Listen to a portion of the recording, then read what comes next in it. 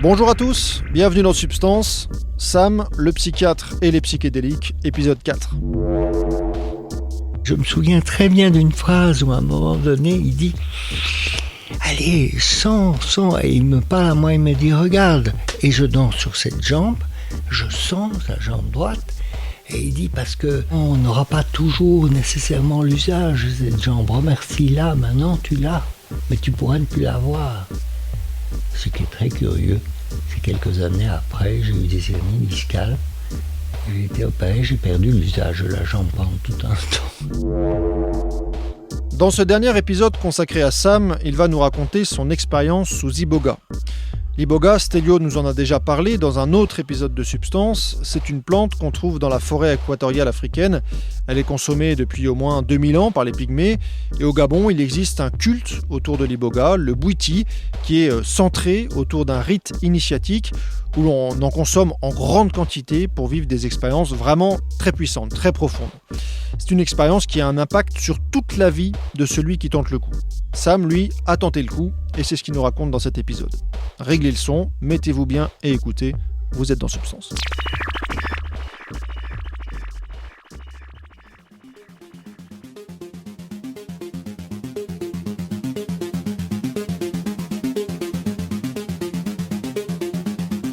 Ce que j'ai fait aussi à un moment donné, c'est que j'ai entendu parler d'iboga dans les milieux où j'étais donc. Et l'iboga est une racine d'un arbuste qui pousse au Togo notamment. Et il y a des confréries là-bas avec tout un rituel à base d'iboga, qui est une autre expérience que l'ayahuasca, mais extrêmement profonde et extrêmement précise. C'est très au scalpel que ça fonctionne. Au scalpel, je veux dire, c'est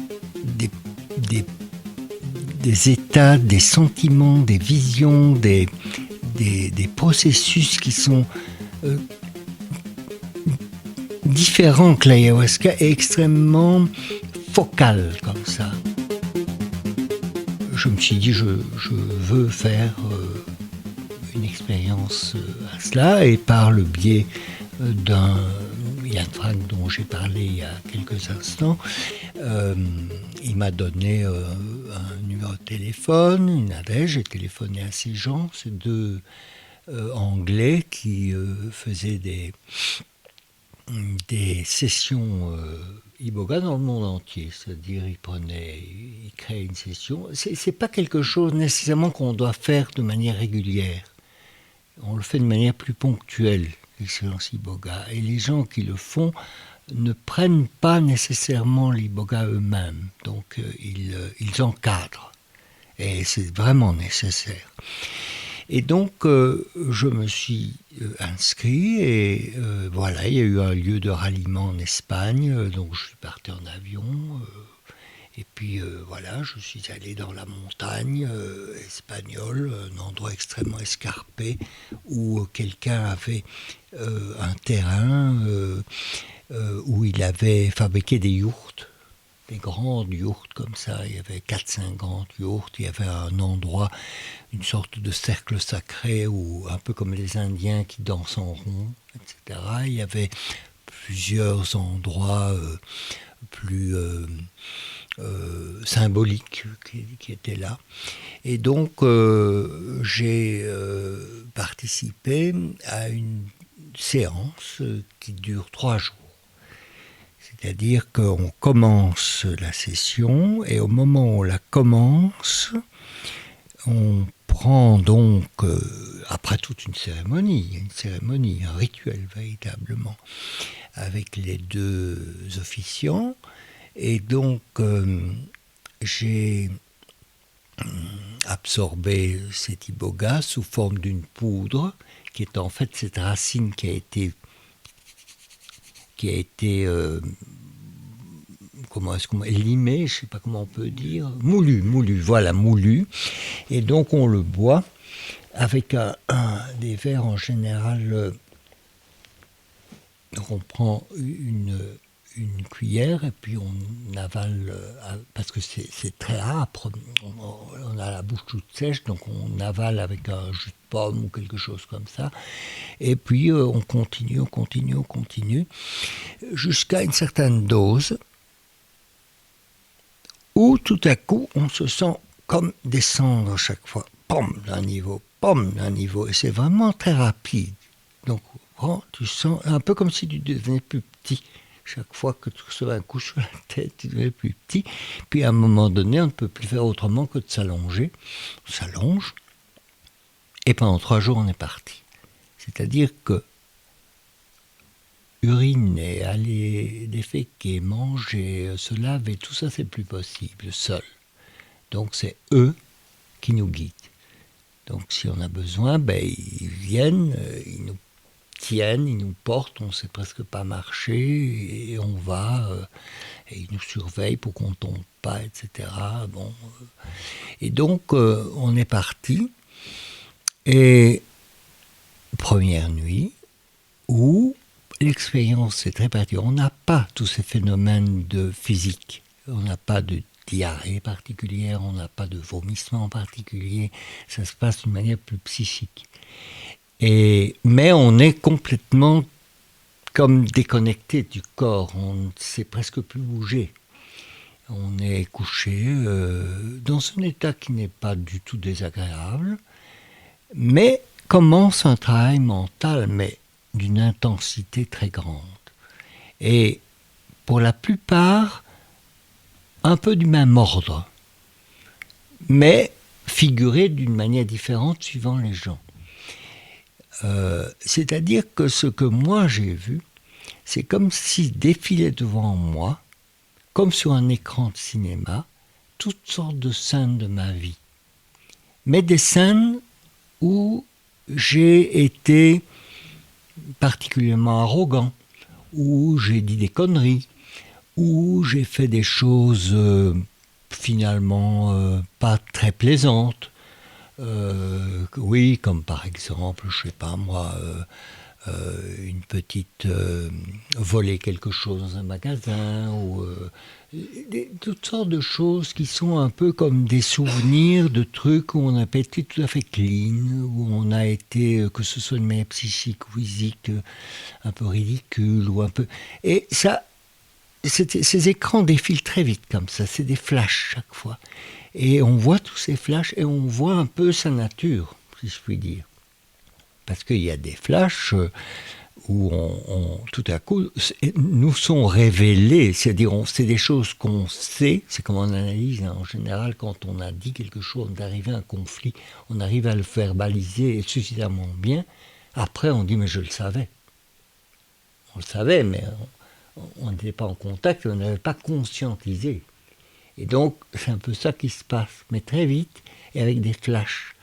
Et donc, j'ai passé en revue comme ça toute ma vie. Un peu comme certains disent un accident, et puis ils voient toute leur vie défiler.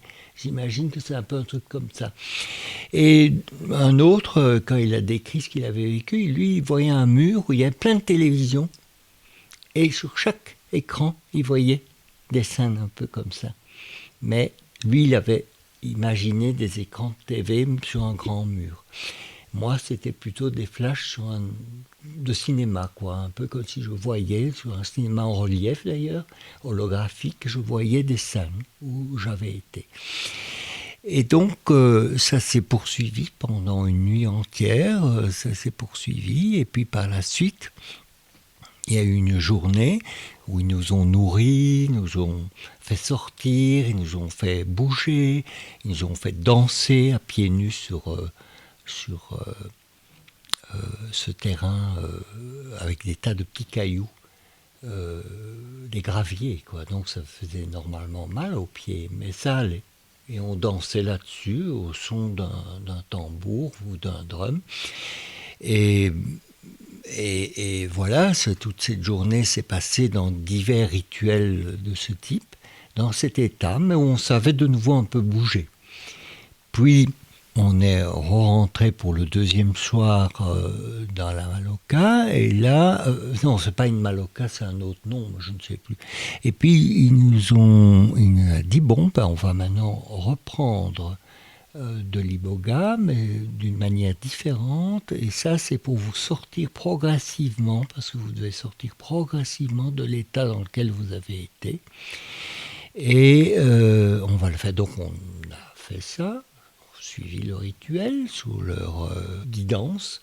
Et puis, effectivement, je ne sais pas si c'est une autre forme, un autre niveau de la racine ou un autre, je ne sais pas, mais c'était plus dynamique. On était plus stimulé. Donc, on avait envie de danser. Et là, ils nous ont fait danser sur cette fameuse piste rocailleuse.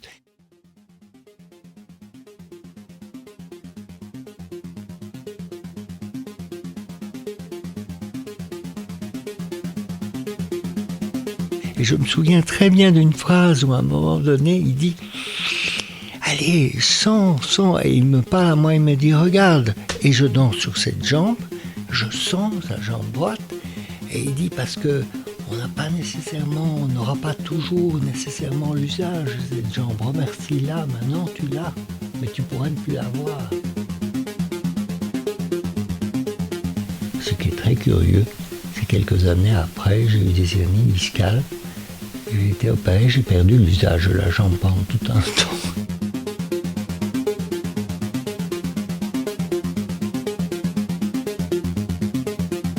Donc, un peu comme une prédiction, quoi, si je puis dire. Et puis, on a récupéré avec une énergie très grande. Et le troisième jour a été le jour où ils nous ont levés, ils nous ont forcés, là, ils nous ont stimulés pour qu'on sorte. Et qu'on aille se laver. C'est vrai qu'on ne s'était plus lavé depuis 2 jours et demi environ, avec les nuits, j'imagine avec de la sueur, tout ça. Et donc on est allé se laver avec une douche très rudimentaire, je me souviens, où il y avait une sorte de broc d'eau très haut placé, avec une douche remplie d'eau. Et en dessous, ben, ça tombait sur une plaque de bois, mais dans la terre, et tout ça. On s'est douché, on s'est été accueillis par l'hôtesse qui était la compagne du monsieur qui avait tout ce champ là où il y avait les Malocas et donc les yourtes, pardon. Et donc on a mangé, on s'est restauré, mais cette fois bien. Et voilà, tout doucement, la semaine s'est terminée. Et par la suite, quand je suis revenu, je me souviens encore de l'expérience, je croyais que j'étais tout à fait sorti de cet état, je me sentais fort bien. Et je me souviens, on rentrait en camionnette, et puis à un moment donné, on déposait chaque personne là où il devait se rendre, et moi, à un endroit où je vais prendre le bus pour aller à l'aéroport, je descends, je prends le bus, j'arrive à l'aéroport. Je rentre dans l'aéroport, et là, c'est une expérience étonnante. L'espace de l'aéroport, enfin, comment est-ce qu'on appelle ça, le grand espace, le hall d'entrée, je sais pas, le terminal, oui, ouais, est très grand, m'a paru immense, comme une cathédrale, et je me sentais, mais tout petit, comme un Lilliputien au milieu de ça. Et je voyais plein de gens qui passaient de tout à l'heure. Et moi, je ne savais pas où aller. Je ne savais pas où il fallait regarder, comment il fallait faire. Et j'étais tout petit. Et donc, tout petit, avec mon sac à dos, je suis allé, puis j'ai reconnu les trucs qu'on voit, les destinations et tout. Et puis j'ai finalement, difficilement, fait toutes les opérations. Où on doit montrer son passeport, on doit montrer ses papiers, son ticket d'embarquement, enfin tout, faire passer son sac à la vérification, enfin tout ça. Mais dans un état second, j'avais vraiment difficile. Et cet état n'est disparu que dans l'avion. Donc quand après j'ai Oui, j'avais pris le train, puis j'avais été dans l'aérogare, et c'est dans l'avion que tout doucement cet état s'est progressivement dissipé, mais il m'a fallu plusieurs jours pour récupérer un état, je vais dire, euh, plus apte à fonctionner dans la vie normale, dans la vie ordinaire, parce que sinon je ne savais pas bien. J'étais un peu perdu, désorienté, petit, par rapport à un monde immense. Voilà l'expérience. Voilà, ça c'est une autre dimension que j'ai vécue en parallèle à l'ayahuasca.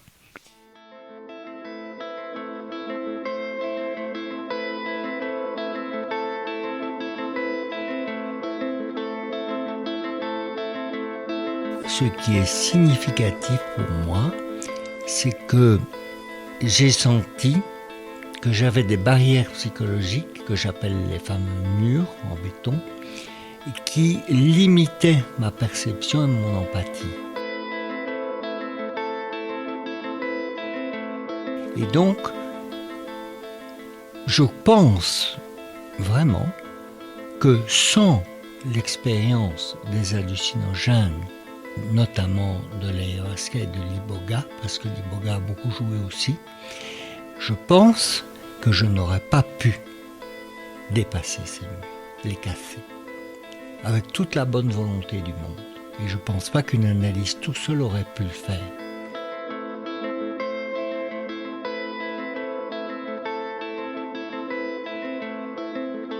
Mais l'analyse a été complémentaire et extrêmement importante pour élaborer tout ça. C'est-à-dire que c'est des conflits internes en réalité. C'est un peu comme des nœuds dans notre psychisme, avec des résistances. Donc des nœuds dans le sens qu'il y a des désirs, mais aussi des contre-désirs qui s'opposent et qui forment des conflits.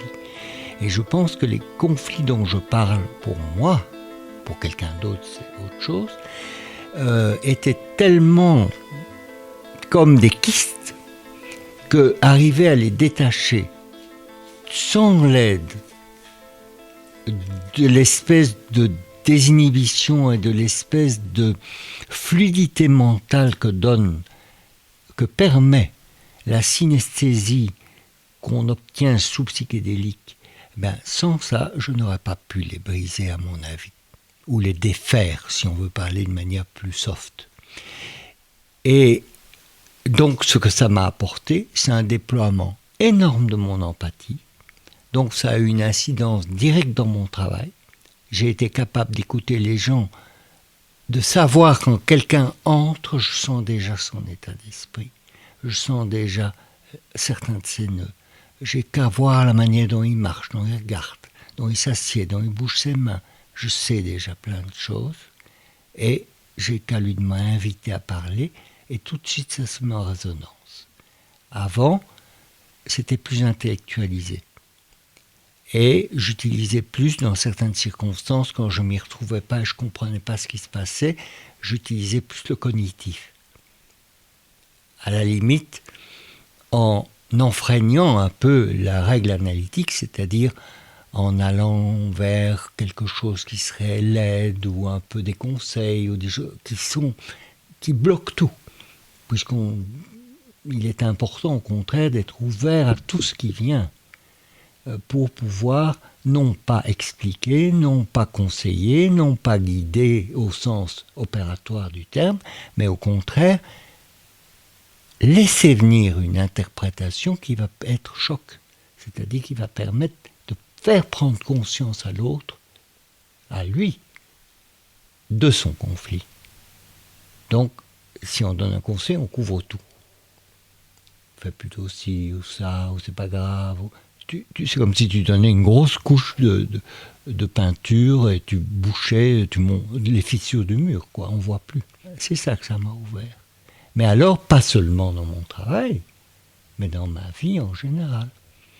Donc maintenant, j'ai une empathie beaucoup plus ouverte qui me permet un approfondissement dans mes amitiés, dans mes relations amoureuses, voilà. C'est ça que ça m'a ouvert.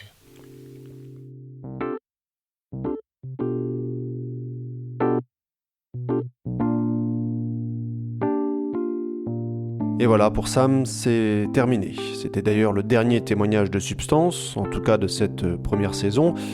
Est-ce qu'il y en aura d'autres ? Impossible de le dire pour l'instant, peut-être, peut-être pas.